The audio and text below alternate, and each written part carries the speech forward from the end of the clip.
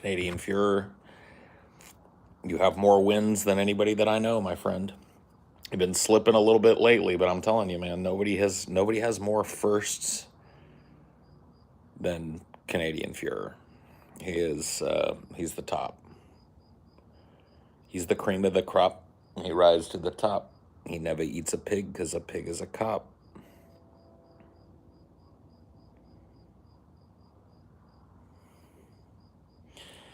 Bro, why are you giving me updates on the fucking matinee? Dude, it's 1 minute into this. I want you to think about what you just did, bro. I don't want anybody to ban you. I want you to think about what you just did. 1 minute, 15 seconds into this fucking stream. And you came in here doing the town crier shit about the manatee, bro. Fucking calm your titties, all right? Calm your titties. Titties are at like a 20. Bring them down to a 5. Jesus Christ, man. I ruined some of you motherfuckers, didn't I? I've come to realize that. Way back in 2015, 2016, I ruined some of you motherfuckers by introducing you to the matinee. And it's like you came along the journey with me, which was, just to have fun, making fun of the constant bullshit that the matinee put out. And then I walked away from it, but all of you were just left hanging there. It was like, I thought I brought you with me, but you were just left hanging back there somewhere in the dark days of fucking 2015. Like nothing in the world is funny to you except the matinee. You obsessively follow what he does and what he thinks and what he says and what he's doing and what he's up to. And it's just like, man, I fucking ruined some of you, didn't I? Apologies. This shit is fucking sad. Full-blown ass sad.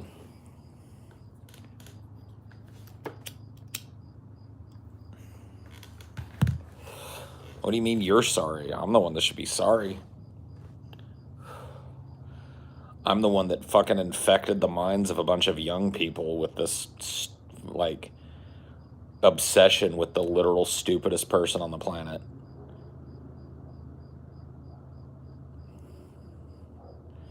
Unbelievable, dude. At this point, there's nothing about the matinee that hasn't already been said, dude. There's no observation about the matinee that hasn't been made 20 fucking times. There's no breakdown of what the matinee has done or said that isn't 100% fucking, like, covered. But there's still people like living, like, now it's like 6 years ago now or more. So we're coming up on a fucking decade since the matinee has been fucking at the forefront of any kind of content making. And there are still people. It's unbelievable.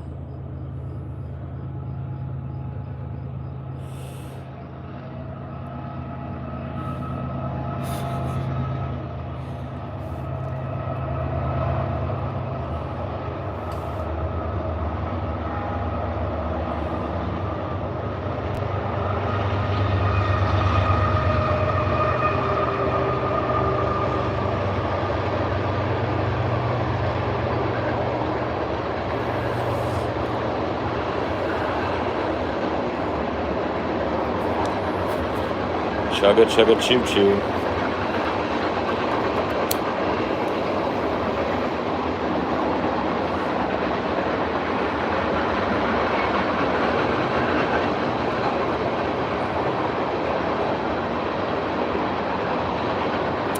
Economos is indeed pleased.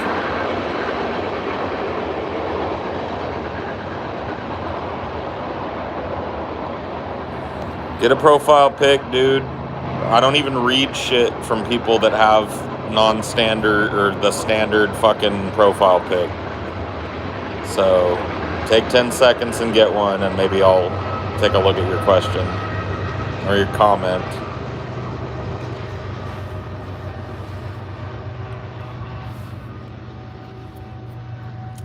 There it is. There's the rules. Internalize that paragraph and you will be just fine. If you internalize that paragraph, you'll never get banned or timed out or silenced or fucked with ever. That's all you gotta do. Them's the rules of the house. It's the Paul's Ego stream version of no shirt, no shoes, no service. Except I don't have that fucking shit. You can have no shirt on, no shoes on, I don't give a fuck. Them's the rules. Read them and weep. You don't like them, there's plenty of other fucking watering holes for you to go skulk around in. How am I doing? I'm doing okay, man. I'm staring down the barrel of a project that I don't want to do. I've been conceptualizing a second Hellraiser franchise review for a long time, and I'm getting to the point where I feel like I need to start writing on it. And I don't want to. I don't want to do it again. But I really do want to do it again. Like, there's a part of me that really fucking loves those movies for some reason, and that's what I'm hoping to do with this second kind of franchise retrospective, is to try and get to the heart of what it is about those movies that just obsesses me. Because I am on some level obsessed with those films. Not a remake, but just kind of like an addendum, I guess. I'm going to go through every goddamn movie again with two operative things in mind. Number one, I want to look at the overarching series and what it is about each entry that draws me back. And I also want to try and not repeat myself. I want to try and find new things to say. Because really, one of the criticisms I have of my old Hellraiser review is that it's basically, most of it is like just kind of like a rundown of what happens in each film, right? If you really strip away the kind of layers of kind of like cheats that I do, showing pictures, throwing jokes in, ultimately it's about 40 minutes of me recapping what happens in the movies. You know what I mean? Like giving you the plot, which is cool. I think it fed the review, but now that stands, and now that is available for people to watch, I want to refer people that may come to the channel that are new to it back to that. And then trying to shoe that. I don't want to give plot synopsis for each film. I want to talk about at least one specific thing in each film that grabs me or disgusts me or makes me want to fucking gouge my eyes out with grief or whatever the fuck, right? I want to try and get to the heart of why I am so obsessed with these films when most of them are shit, right? Most of them are shit. Total shit. Total and complete shit. 100% shit. But I kind of love them. So it's like, I guess that's the point. In addition to that, I've been doing some conceptual work on the next run of Dank D&D. Yay, Dank D&D. And I'm hoping that's going to be fun. Fun to play.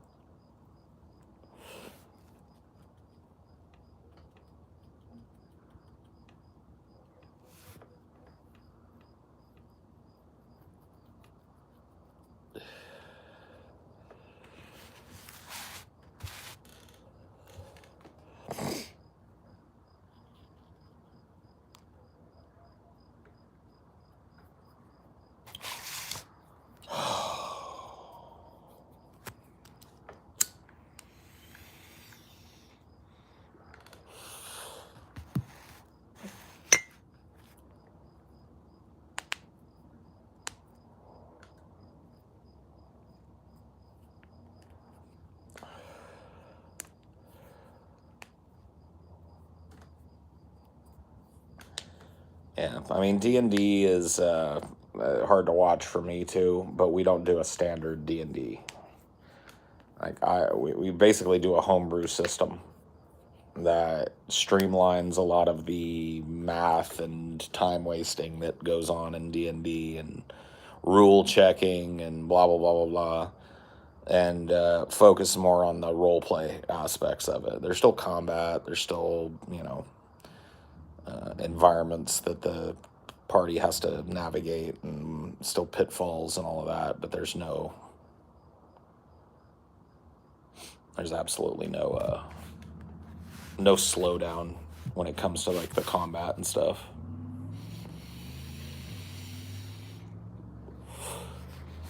Combat is more about role play than it is numbers. So, the operative idea behind our Dank D&D kind of games is Gary Gygax's quote that the only rule of D&D is that there is no rules to D&D. So, what if you did a Hellraiser themed D&D? Oh yeah. Well, because I've homebrewed this system, this will probably be the last version of this that we do that's like based in a fantasy environment. I'm gonna branch out into some Call of Cthulhu or cyberpunk, or not cyberpunk, but fucking what's it called, Shadowrun type of environments.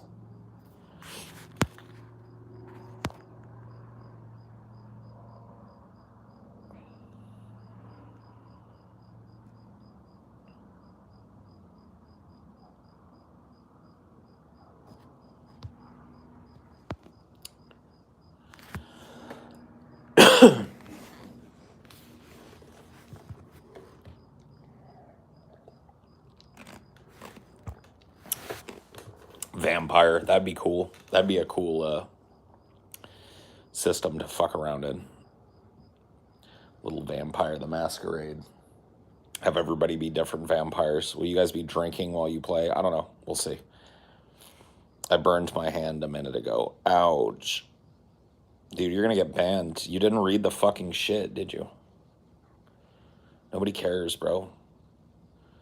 There's a block of rules that floated by. This is the second time you've got my fucking notice. There will not be a third. So take your 300 seconds. Read the goddamn fucking rules. And ask yourself if you want to stay or not. Always got to rein in these weebs, dude. Always somebody named Kaneki Doheki or some shit has some fucking 12-year-old anime girl as a profile pic, and they just cannot read the rules. They scroll through it like it's a fucking EULA on a new fucking weeb video game that they bought, you know what I mean?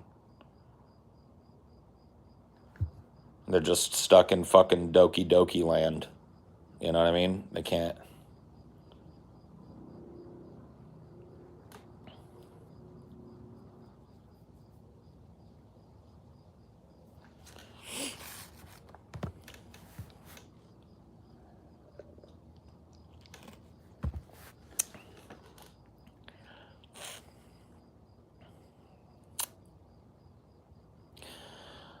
I think I'm going to start skipping most comments that are of like ridiculous length. I think that there tends to be like something that happens here where people want to write me a fucking paragraph. And a lot of times I'll get like 2 sentences into that paragraph and want to hit eject. Because typically, like, if people were like you, like there's a few of you who all read whatever you fucking put out there, but for the general populace, dude, you need to work on economy. I'm training you as we go through these. I'm training you to be better Highdeologites. You need to work on fucking word economy.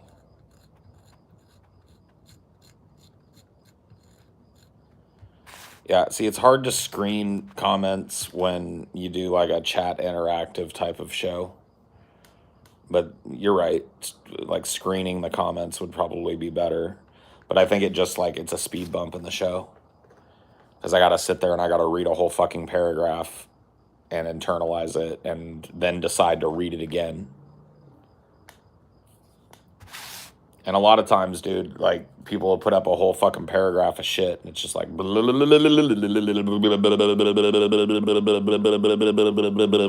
then there's a point in there somewhere.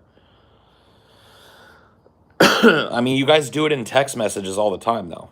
That's the thing. I know for a motherfucking fact that if I were to grab you guys' cell phones and take a look at your texts, it ain't filled with this type of shit. It ain't filled with like paragraphs worth of shit. It's filled with like real, like you're having whole conversations with people, but that they're real quick.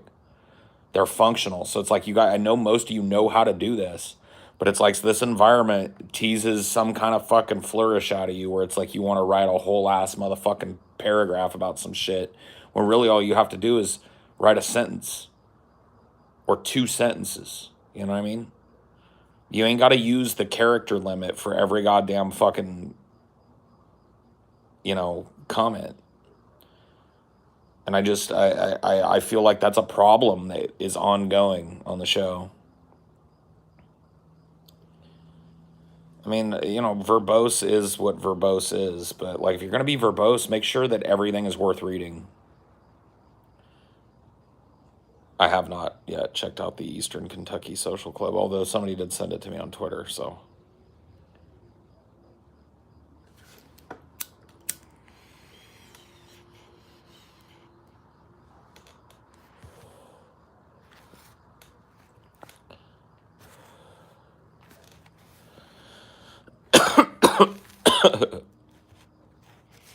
That was that was an example of a whole ass paragraph that you shouldn't have typed. There's no way that's getting read. You'd have to find. No, it's not. Dude, I can limit the characters by banning a stupid motherfucker that wastes my time with bullshit.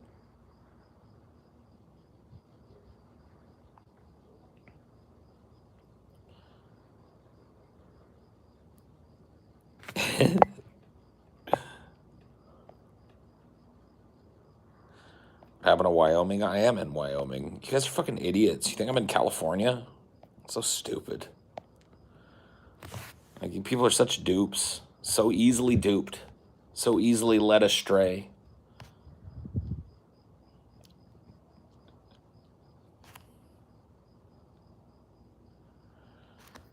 Dude, the fact that people believed I actually lived in California is astonishing, bro. I'm in Wyoming.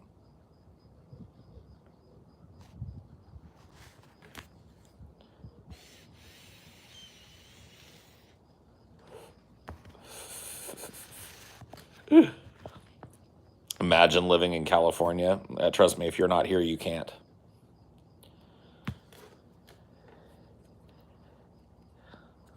Dude, some dork that lives in Kansas just said, imagine living in California. Can you believe it? Can you believe the hubris and the lack of self-awareness and that shit?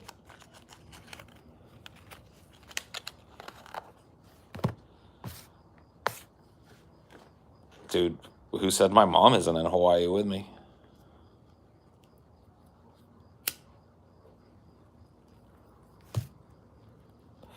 Or Wyoming.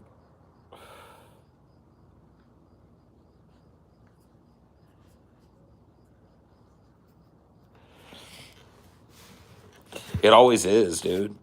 It always is. People like, dude, uniformly, people that think California is a shithole are people that are from actual shitholes. It's the greatest. That's what I love about California. It's like the hate boner is so real. Like the jealousy is so real. People in legit Kansas talking about how like they hate California. People that live in like Buckeye Lake, Idaho and shit going like, oh, fucking California, dude. So lame over there.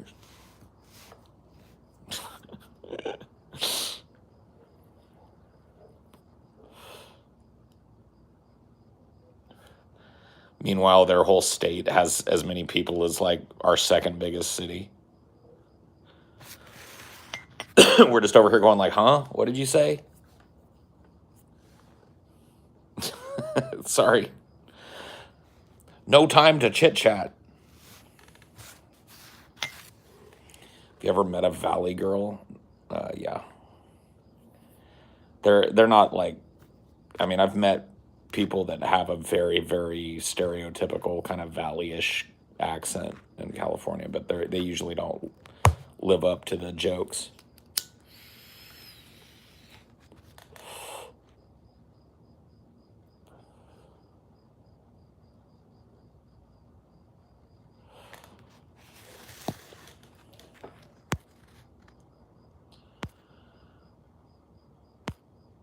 The valley has gotten pretty boring. I mean, yeah, it always was, dude. What do you mean gotten pretty boring? The valley has always been boring. The whole point of the valley is that it's boring and cheap, and you can get to anywhere in California within like 3 or 4 hours max.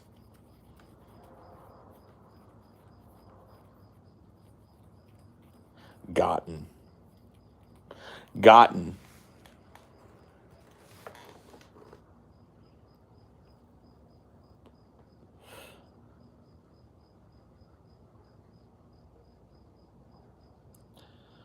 Everywhere is flooded with opiates, bro.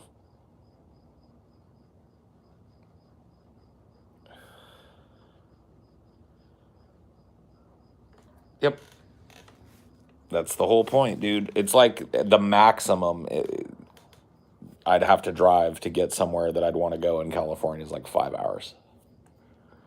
And that would be like SoCal. I don't fuck with San Diego, so San Diego can rot and fall into the ocean for all I give a fuck. I don't know why anybody goes to San Diego, but furthest south I go is LA, and I can be at LA in fucking 3 hours and change if I don't have to make piss stops.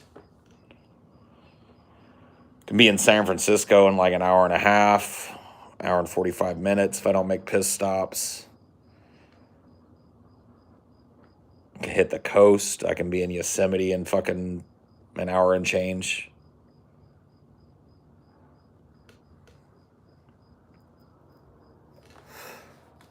Day tripping. What's Sacramento like? Shitty. Not worth visiting.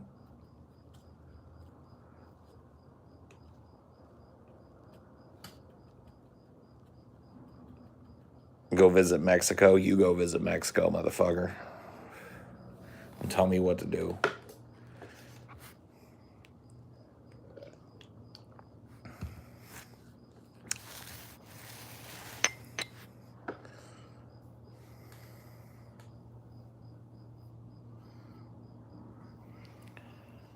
I mean, those are your main cities, right? San Francisco, aka the Bay, and Los Angeles.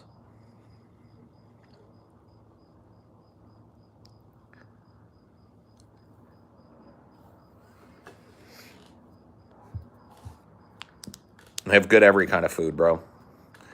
There's not a type of like popular cultural food that can't be gotten in its best form in California. But it sucks here, bro. It's a shit state.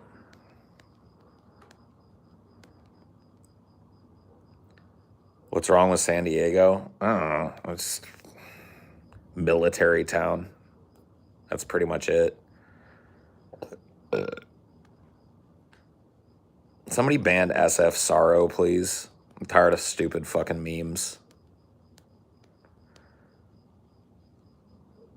Sarah Heyman needs to go too.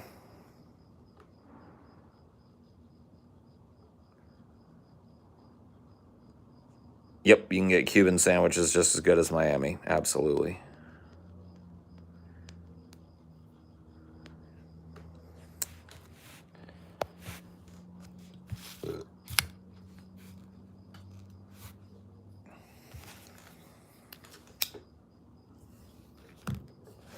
No nonsense or bullshit in my chat. If I read something that makes absolutely no sense, your ass needs to fucking proofread, bro. Just proofread your shit. And if you read it and it makes no fucking sense and has nothing to do with what I'm talking about or could be misconstrued as such, erase it and re-fucking word it. Or consider not chatting at all.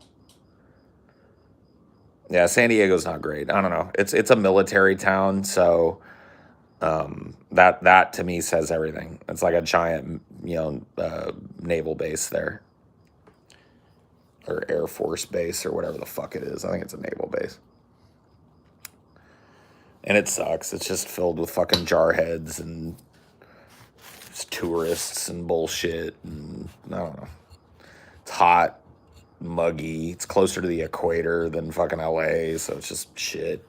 I don't know.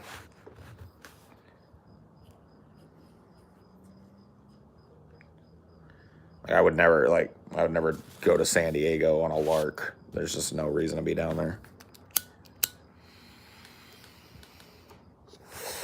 Everything to the north of that, though, pretty fucking dank. Pretty worth seeing. Sacramento, shit, you could skip that. Sacramento's just like the seat of government town. It's like, there's nothing really there. There's like Old Town Sacramento is kind of cool. I'll give you that. Old Town Sacramento has a lot of really cool like jazz bars and restaurants and shit like that. So whatever. If you're in the town, it's not horrible, but I wouldn't go there. There's better bars and restaurants elsewhere in California.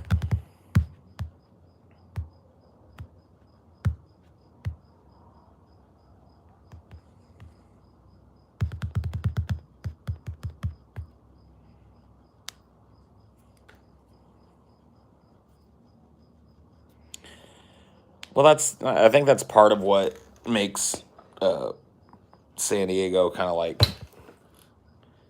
unappealing to me. It just kind of looks like every other goddamn place. LA is exactly the opposite of that. And LA is huge and expansive, but it's got a little bit of everything. It's got a little bit of all things. The Bay Area, less so, but it's more of a just kind of a spectacle destination kind of town. It's just beautiful the way it's situated and built. Lots to do, lots to see. So, I don't know. Whatever. We talk about California way too much here. But I guess that's California for you. It's like a vortex. Everyone must live vicariously through the Californite.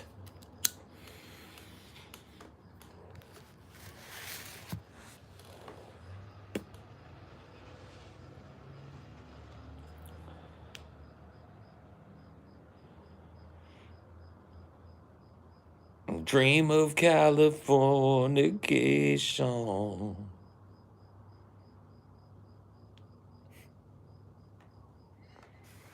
The sun may rise in the east, but at least it settles in a final location. Dude, that's the ultimate diss, dude. That's the ultimate East Coast diss, dude. Sneak dissed in a fucking Chili Peppers song that you probably sang. I bet tons of people on the East Coast sing along with that and don't even realize they're being fucked on.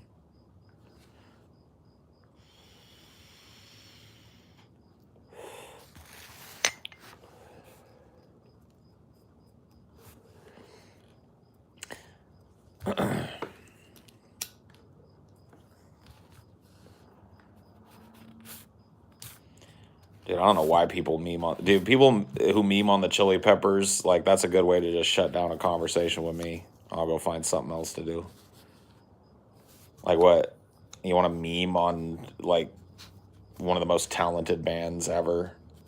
Okay, fair enough. Hit me with the memes, cringe lord. Hit me with those memes, cringe daddy.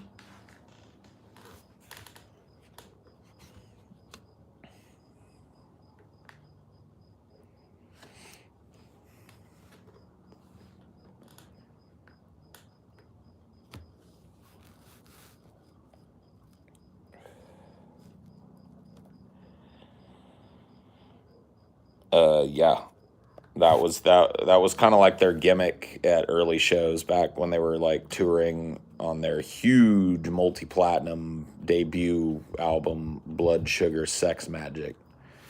Their kind of like gimmick was they would play their whole show with just like socks on their junk. Like they had them rigged up to where like they had a little belt on them that you couldn't see, but yeah, they would just slip their dick and balls into a sock and come out and do a whole show like that. Pretty dope. Well,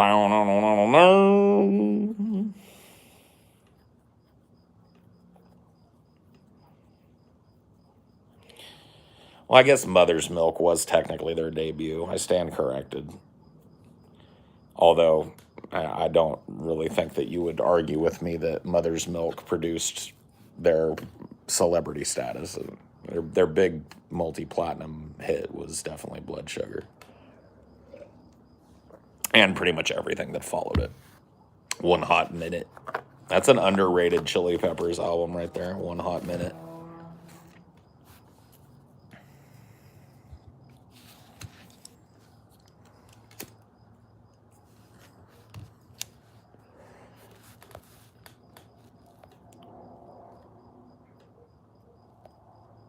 Yeah. Anthony Kiedis was homeless, yeah.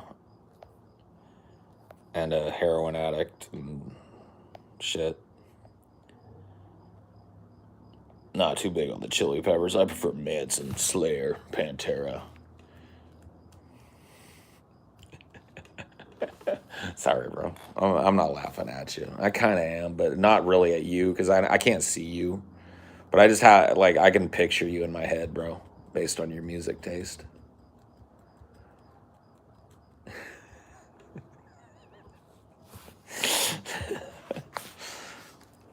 You know, it is what it is, man. Save some poon for the rest of us, bro. Yeah. Don't steal all the poon, man. I see you. It's funny how you can do that with people that are real, like, and I'm not saying it's a bad thing, but there are some people that are just like, they listen to one type of music and that's it. You know, or, you know, very, very limited kind of selection of music. And when they rattle off their favorite bands, you really kind of get, you really kind of make a lot of inferences about a person based on their musical taste or what you perceive about their musical taste. I like being a little harder to nail down because I don't really do that. I listen to a little bit of everything. I may have my like home base genres and stuff, but overall my music listening is pretty diverse, I would say. I don't have any guilty pleasures when it comes to music. I don't believe in ascribing guilt to like music or being ashamed of liking music. If music is good, I like it. Like some shit that I've liked in the past that's got me made fun of by my friends and families and coworkers and shit is like you know, I still do. I like Lady Gaga. There's a kind of a pop singer named Lily Allen from the UK that I really, really like. I don't know. Like, not everything I listen to is, you know, something that like a lot of people would crow about listening to that are my age or gender or whatever.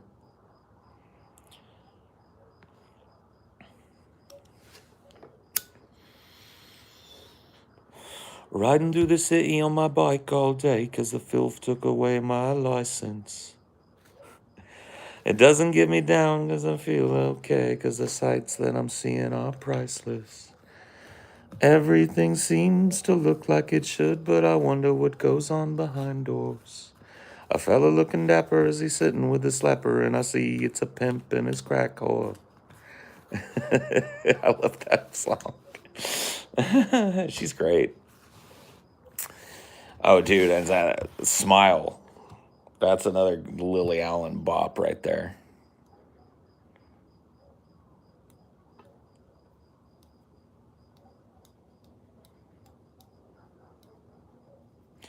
The song is called LDN, short for London.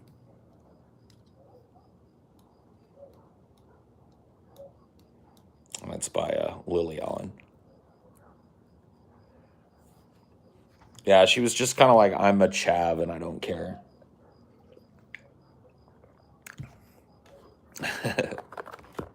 I like it.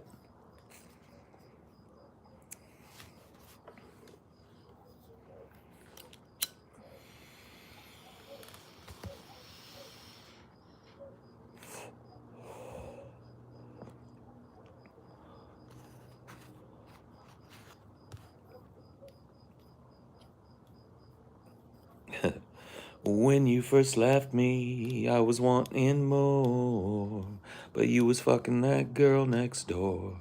What'd you do that for? What a way to start a song. I love it, bro. I love it.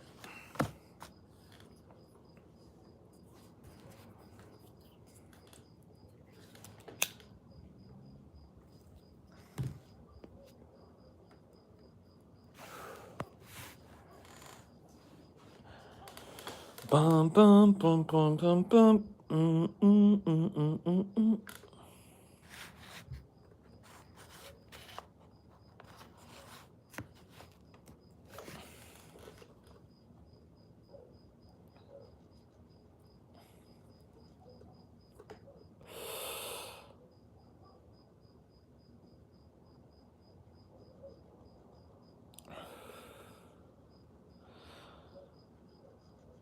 Dude, I know we've talked about it a lot, but can we just talk really briefly about what a mask off moment this fucking whole Jimmy Dore drama has been for a lot of people on the so-called online left or whatever the fuck? Dude, it has driven people berserk, and I love it. I love it, I love it, I love it, dude. Jimmy Dore is my favorite kind of troll. A troll that is also correct is the best kind of troll, bro. Oh, man. It really is beautiful. It's like the whole fucking thing's coming unraveled. All the blowhards, dude, Chank the Buffalo and fucking Anna Kasparian are just fucking going ape shit. Jimmy's just like wallowing in it because he's at the center of all this controversy. He's a controversy seeker, and so like he's at the middle of this big storm on the online left, and everybody has his name in their mouth, whether it's positive or negative or otherwise. He doesn't give a shit. You know what I mean? Poor fucking Kyle.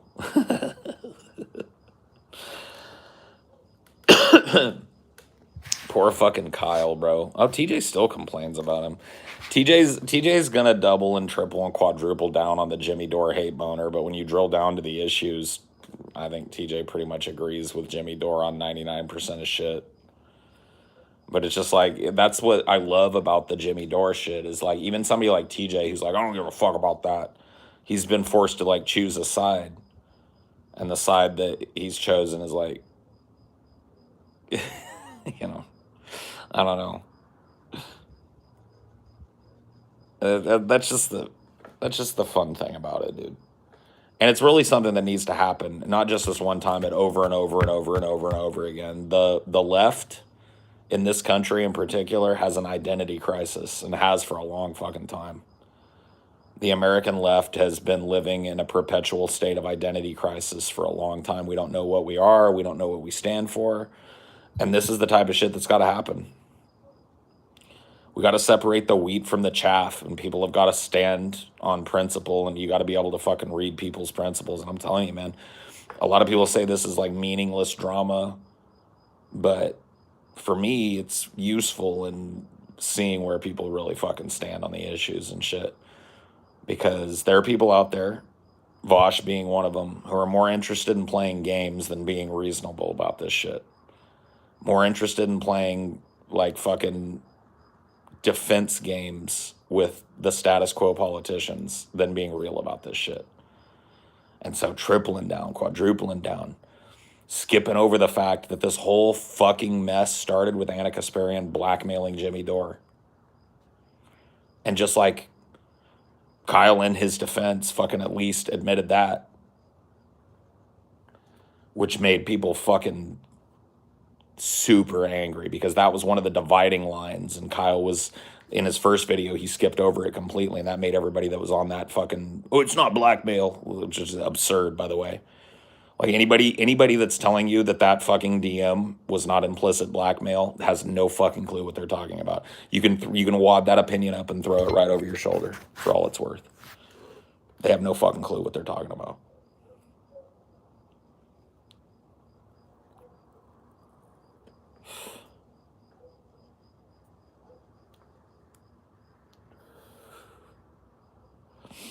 Are you adding somebody in my fucking chat? See ya. You didn't read the fucking rules, bro. And even if you didn't, get a chance to. I don't give a fuck. Quit adding people in my chat, bitch. This is not a conversation meet and greet for you. It's not a fucking singles chat. Don't add anybody.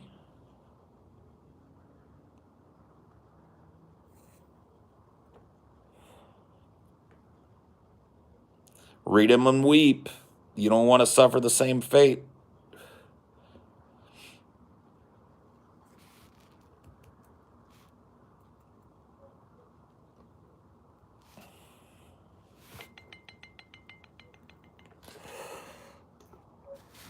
Good old, genuine American leftist boxing match, bro. I love to see it because it just means that we're moving closer to some form of fucking consensus about where everybody stands. There are competing visions here, and one of those visions involves continued tacit support of the ongoing rape of the natural world and the ongoing neoliberal paradigm, and this absurd crossing your fingers and hoping that, you know, by doing that you're going to affect some fucking positive change, but never being able to really point any out. And then the other side is it's time for human beings to fucking get together and tear down the institutions that are oppressing them. You know what I mean? It's time to organize labor. It's time to depoliticize. It's time to move out of the political space and leave that to the sharks and the wolves. And it's time to move into the labor space and start advocating direct action. Sit-ins, laydowns, walkouts, mass marches, mass civil disobedience. And that seems to be the dividing line right now. There's a group of people that thinks like the material conditions for that have not yet been met. And then there's a group of people that think the material conditions for that were met fucking probably 25 years ago. And we've been languishing and allowing the fucking shit libs to further sell us down the goddamn fucking river for 25 years. And that's lost time. That's what I like to call lost time. And so that's a schism, bro. There's not a whole lot of mending those two positions, right? And so this needs to happen. That's what I meant when I said we need to separate the wheat from the chaff. We need to figure out who on the left is still invested in neoliberal horseshit. And those people need to be singled out and argued with and hopefully made irrelevant in the eyes of other people. And the bludgeon that you use to do that is labor, labor, labor. You up your IQ on labor, you can out-argue about fucking 50% of online leftists. It's just a blind spot for so many fucking people. And that's it. This needs to be happening.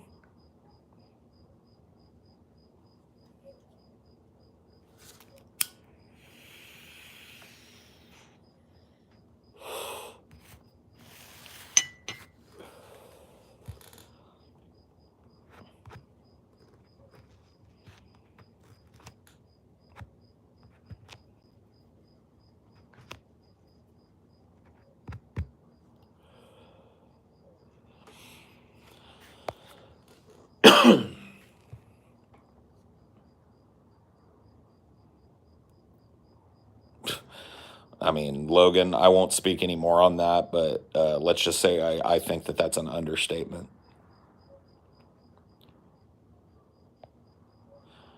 I don't even like the term class reductionism. It makes it sound like that class is not an all-encompassing umbrella that fucking affects everybody. It's ridiculous. You can't reduce an overarching broad concept. Like, class is the umbrella over which everything else resides.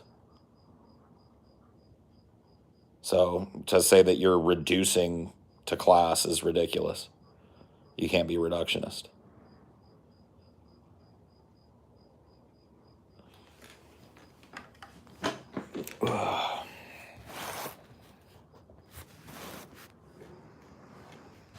You're literally like coming at something philosophically from one of the broadest possible perspectives.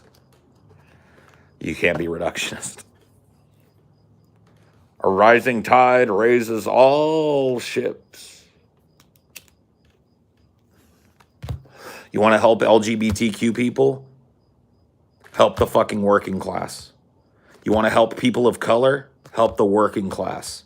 You want to help immigrants? Help the working class. You want to help Asians? Help the working class. That's where those people reside.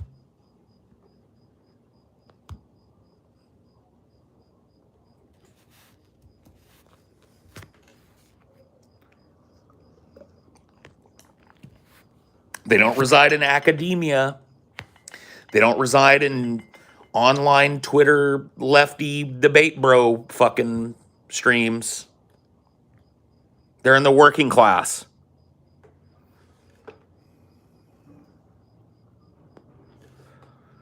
So go help them there. Go organize them there. Go fight for them there and everyone else besides. Women, you want to help women? Help the working class.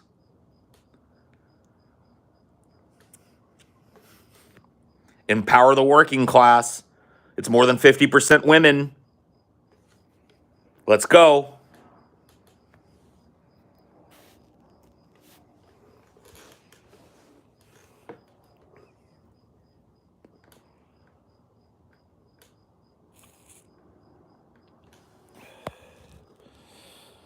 Those miners got nothing to lose but their chains, and so I say, hang in there. Florence Reese speaking at the UMWA. Yep, we as workers have nothing to lose but our chains. Empower the workers, exactly.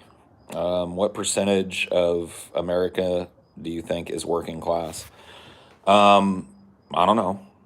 I mean, the way I define working class, or the way that working class is traditionally defined. Because if you go with the traditional definition of working class as it existed in the American class hierarchy, it doesn't exist anymore.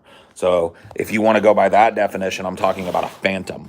If you want to go by my definition, I'm talking about anybody who works for a paycheck to pay their bills with.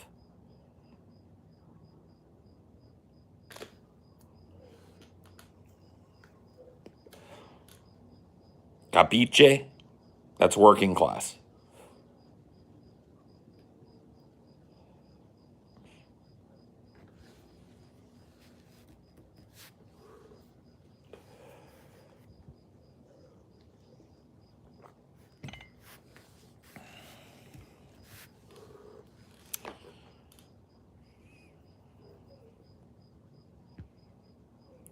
So, yeah. Stop the class reductionist meme and start getting real. Yeah, that's most of the country, yeah. So anyone who actually works a job for their money, yes, they're working class. And a rising tide in the working class raises all ships in the working class. So even if you're making a good living, you'll make a better living if the working class is raised up. That includes black people, brown people, LGBTQIA people, and every other protected minority that you want to help and want to fucking rise above their station and move towards equality. Women, children, everybody benefits from a strong labor advocacy. Everyone benefits, all the way down the line.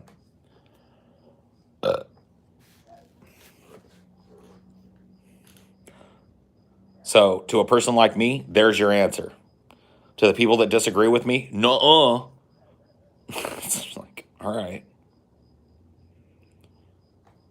Let's hyper focus on these fucking hot button social wedge issues, and then allow the fucking ruling elite to continue to hand this country more and more to the robber barons, and cross our fingers and hope that someday some political savior is going to come along and flip it all on its head, even though the whole system is set up to prevent that.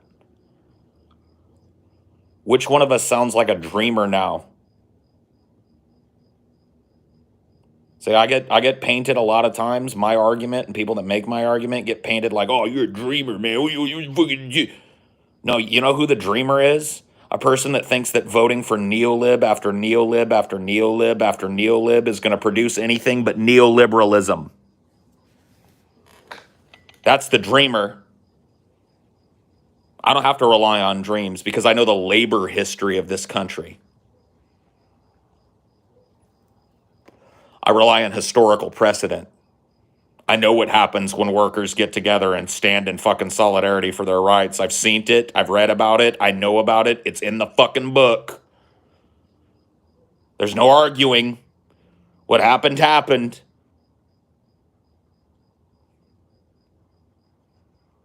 So, who's got their head up their fucking ass? The people arguing that constantly electing corporatist neoliberal vampires is going to eventually fucking lead to some kind of fucking sea change in politics? Or the person arguing that we need to get apolitical and we need to move to labor as leftists, and if we don't, we're fucked? Who's the dreamer?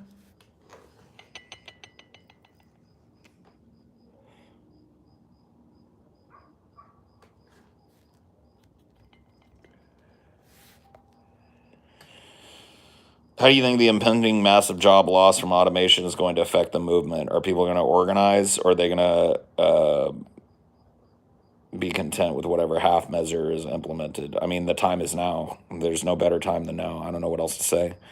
I showed my manager the Harlan County dog, and he got super thrilled to check it out and was talking about it with the other coworkers at the store. Class reductionism seems to build bridges better than anything else, IMO. Well, there you go. Thank you for the $20.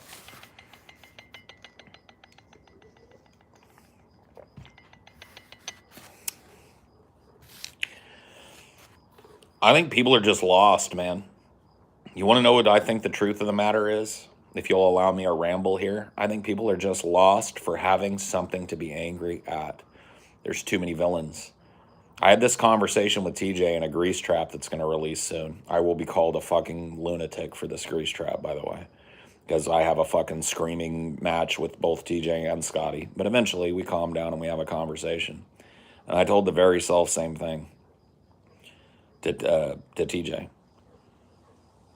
People are just absolutely lost as to who they blame for this, as to who the villain is. And that's another reason in which labor is the answer.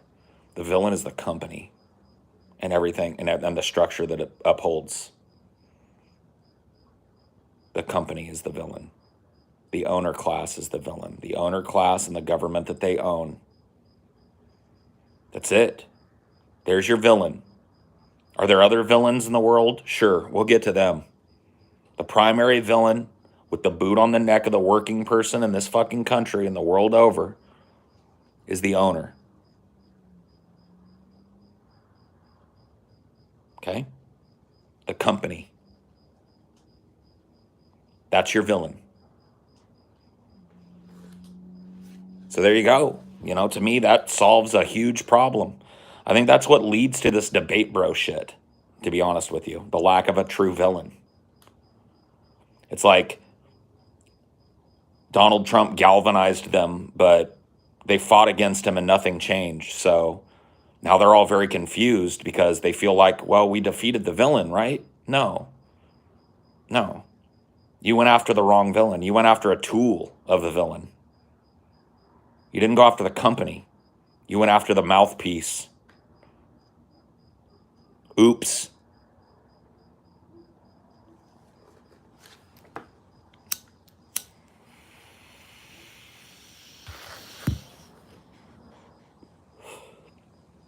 So if that's what you need,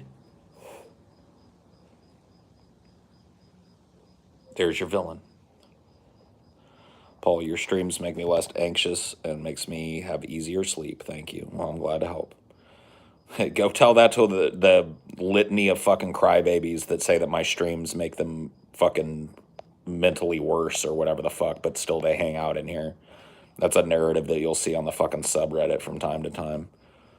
I used to watch Highdeology, but Paul's fucking streams just made my mental health worse. And it's just like, bitch, when has your mental health ever been my fucking purview? Dude, if I'm watching something that depresses me, you know what I do? I turn it off and I find something else to fucking do. It's people. They've had their hands held their entire fucking lives. Just been babied their entire fucking lives. They expect everything to conform to them because that's what mom and dad did. It's just like, man, your parents ruined you, dog.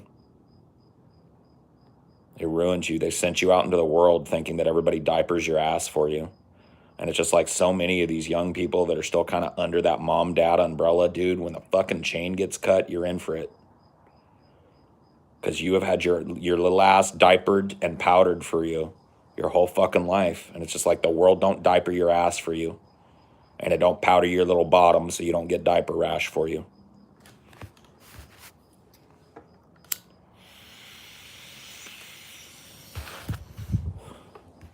There's an implacable softness to our society right now that's going to have to fucking disappear.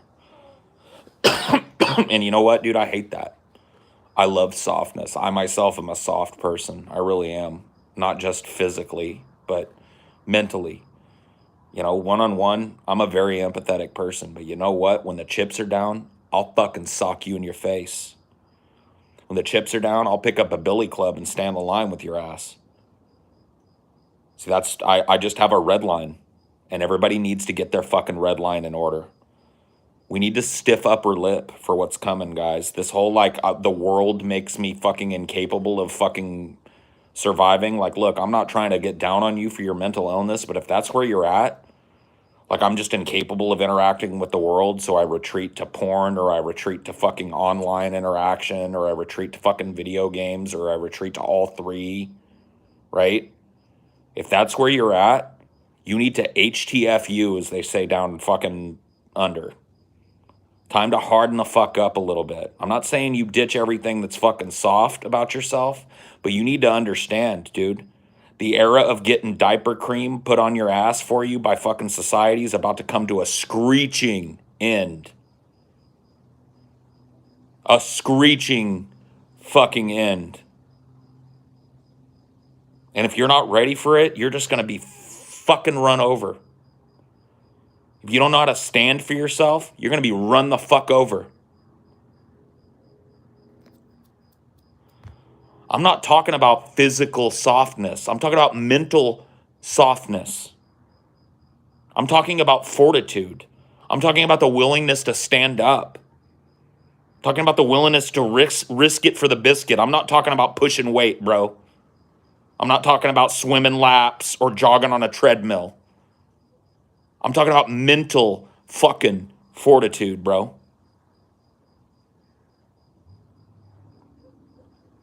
Mental fortitude. Do you know how many people, do you know there's been an explosion of young people staying at home into their fucking late 20s, early 30s? What do you think is going to happen to those people whose asses have been diapered up for them their entire lives when the bottom falls out? Are they going to be ready to stand on their own 2 feet? Stand up for themselves? Fuck no. They're going to whine. Because up until now, that's what's gotten them what they wanted. Boo-hoo, my feelings are hurt. Boo-hoo, change your content because it's too depressing for me.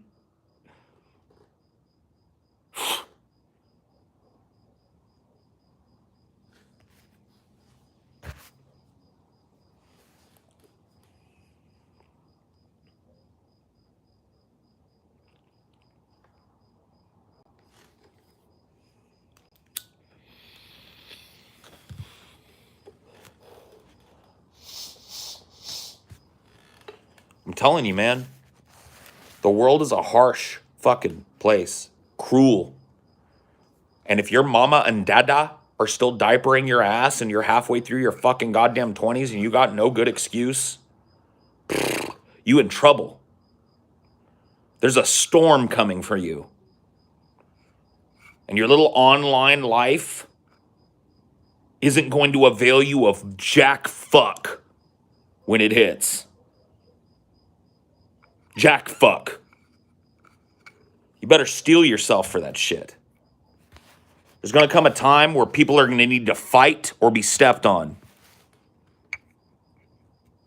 And I don't necessarily just mean physically fight. I mean stand up for yourself. Sitting in and lying down are ways to take a stand.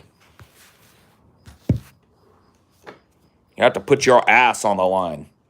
And if the only time you've ever put your asses on the line is presenting it up to your mama to throw a swaddling diaper on it, you're fucked.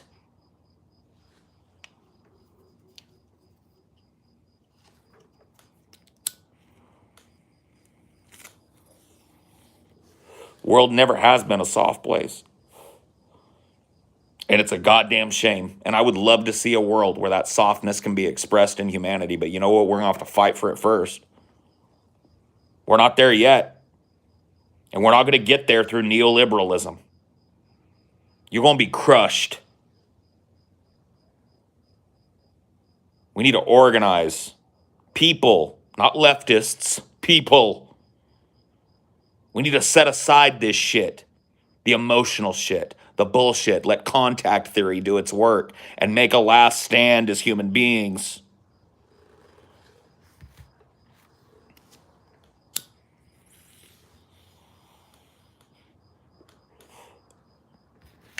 Because that's right where it's at, dude.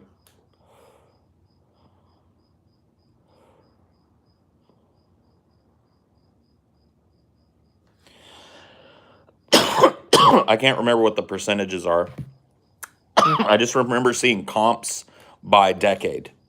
And so it's like going back to so people born in the 80s, there was something like, 10% of people living at home, or maybe it's like less than that, like 5% of people still living at home after the age of 18. And then you go into the 90s and it's like, if it was 5% in the 80s, it's like 9% in the 90s. And then you go to the early 2000s and it's like 11%. And then you go to like the 2010s and it's like 20%. It's just like this really sloping upward curve of people that are just staying home and having their booties diapered by mama and dada well into their goddamn fucking 30s, bro. And part of that is an expression of their inability to fucking find reasonable work and shit, and that ain't their fault, but I'm just telling you, man.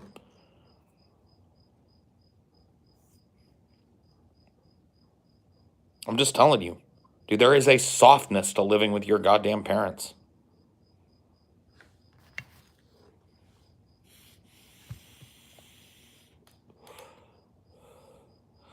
Time to get trucking and keep on keeping on. You make these agonizing hours sail on by. All right, brother. Well, be careful out there on the road. Watch out for smokies. Keep your pedal to the metal, 10-4. And get there safe in one piece. Get paid and laid. 10-4, this here's a rubber duck.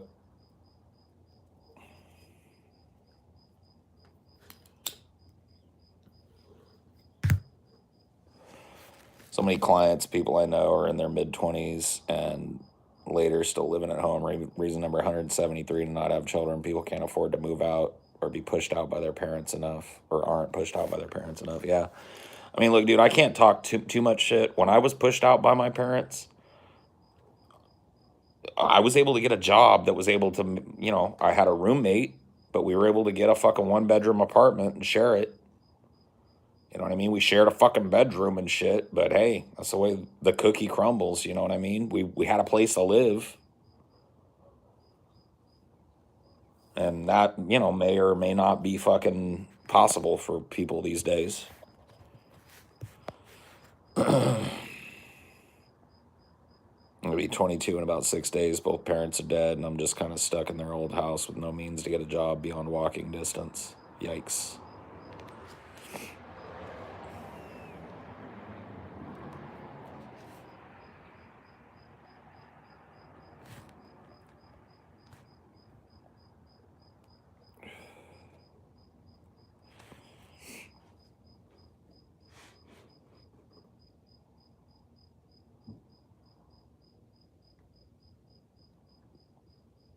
Bruh, I don't know what to tell you, man. I don't even know what to tell you. On one hand, I can empathize, but on the other hand, I can't even fucking motherfucking imagine in my wildest goddamn motherfucking nightmares being 30 and still living with my parents. Like, I would have to literally be so handicapped that I couldn't take care of myself and have literally no way. And that would be the only way I'd find myself in that position, bro. I'm just not. I'll go live under a bridge. I'm dead fucking serious.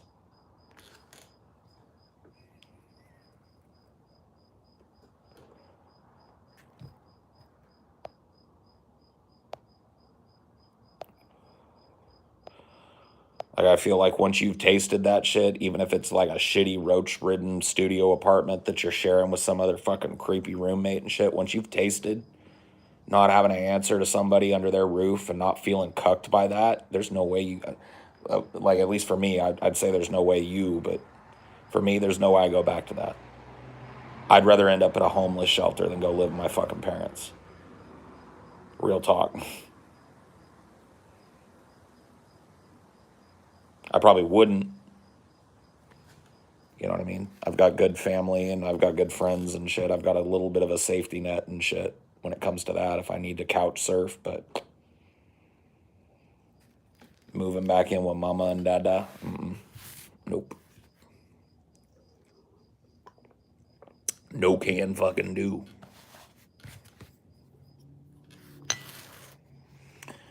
All right, I'm gonna have to fucking scoot you guys back for a second. Ooh-ah. Be right back.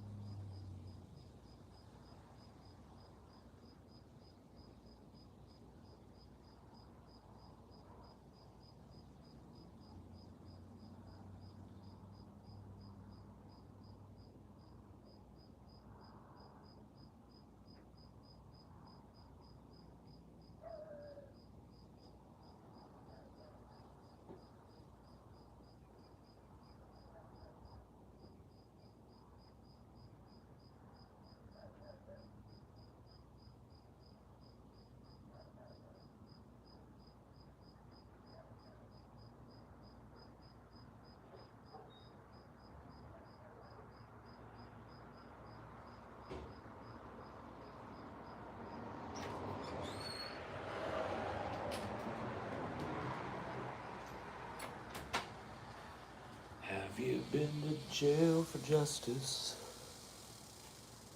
I wanna shake your hand. 'Cause sitting in and lying down are ways to take a stand. Have you ever marched for freedom or walked that picket line? Have you been to jail for justice? Then you're a friend of mine.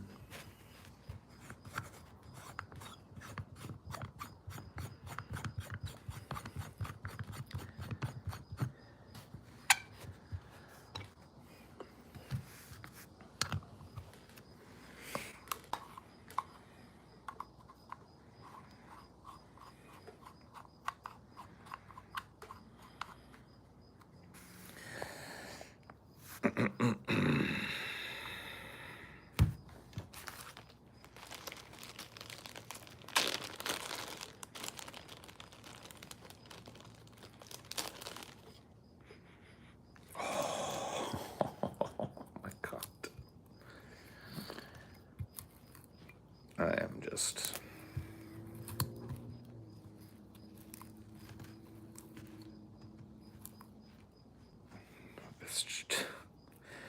It's so crystally.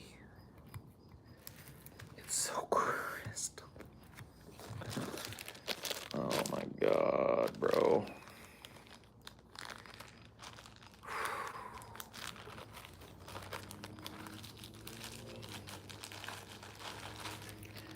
It's so crystally.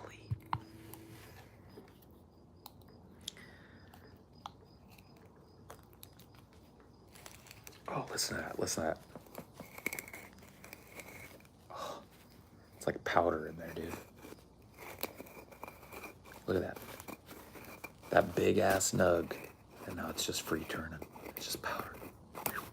It's dust.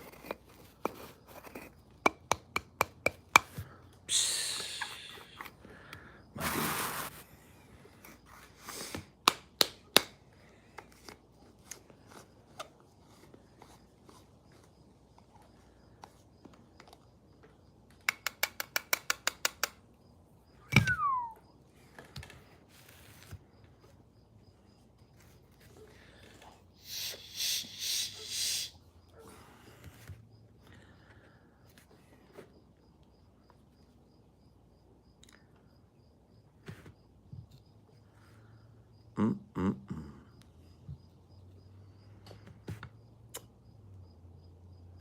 I'm in love with Mary Jane. She's my main thing. She makes me feel alright. Makes my heart sing.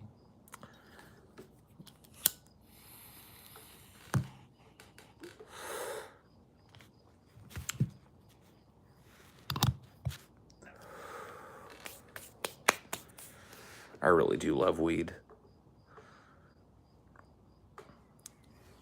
I really do.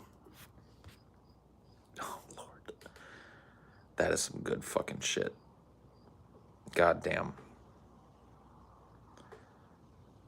What drug you done?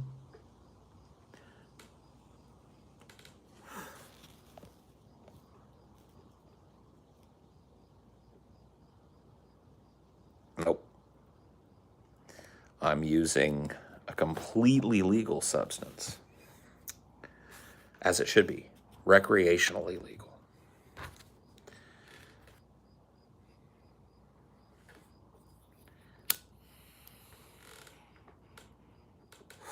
Federally illegal, sure. But who gives a fuck?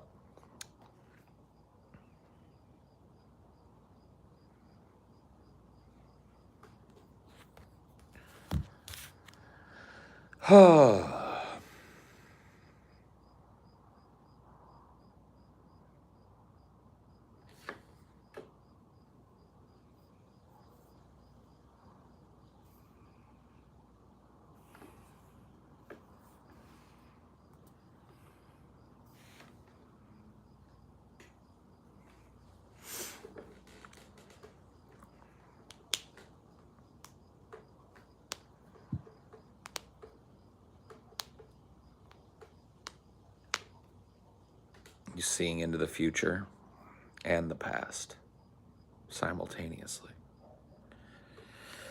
My little brother still lives with my mom and also doesn't drive. We live in South Florida. What? All right, bro. Let's get off of it.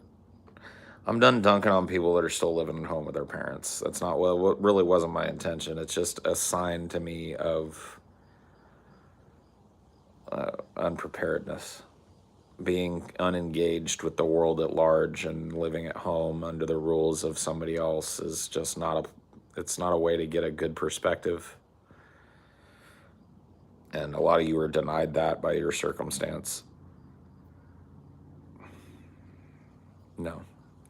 Don't ask me what drug I've done or if I would try a drug. You're not going to get a second warning on that. Especially not when we're in the middle of talking about something completely fucking different, bro. What drug you done comments, stupid shit.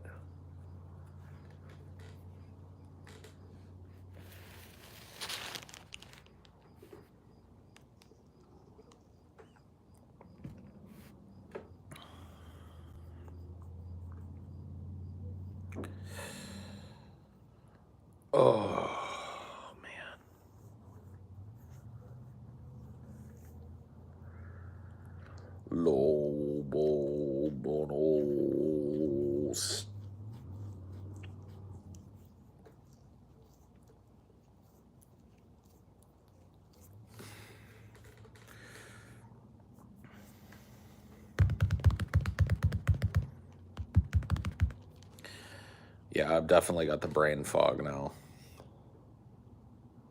Woof. I'm pretty stoned. I don't know. There's part of me that wants to end this stream and go play fighting games until I pass out. And there's part of me that wants to keep streaming. What do?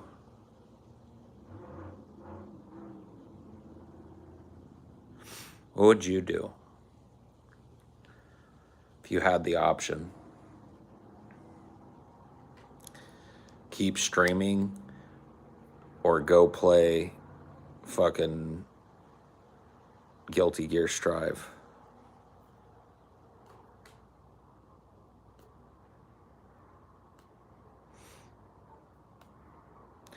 Shorty gave me neck till I pass out. Shorty like the way that I floss out.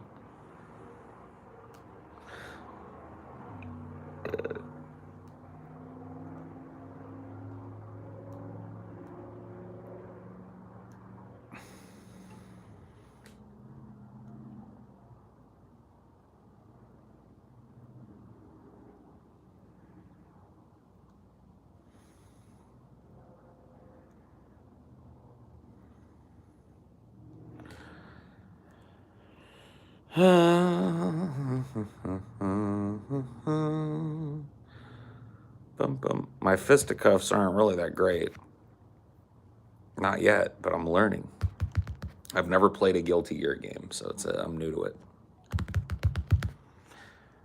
And I still haven't even decided what character I want to use, so I'm still in the process of that. Trying out different characters, learning different things, learning movement.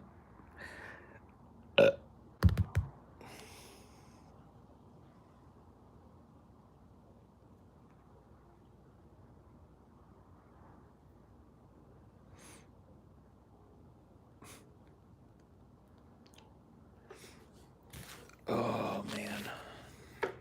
Well, you guys are making this a pretty easy choice. I'll see.